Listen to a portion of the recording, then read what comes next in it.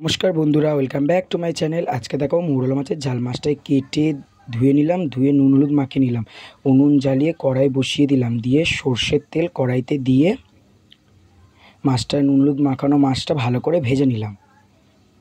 भालो करे लाल लाल करे भेजे निते हबे माछटाके। कालो जिरे फोड़न दिए दिलाम, पेঁয়াজ कुचि दिए दिलाम, टमेटो दिए दिलाम, नुन दिए दिलाम, दिए हलुद दिए लंका गुঁড়ো दिए दिलाम, জিরের গুঁড়ো দিয়ে দিলাম, দিয়ে ভালো করে কষাতে হবে। কষাতে কষাতে যখন তেল ছেড়ে যাবে ভালো করে কষাতে হবে।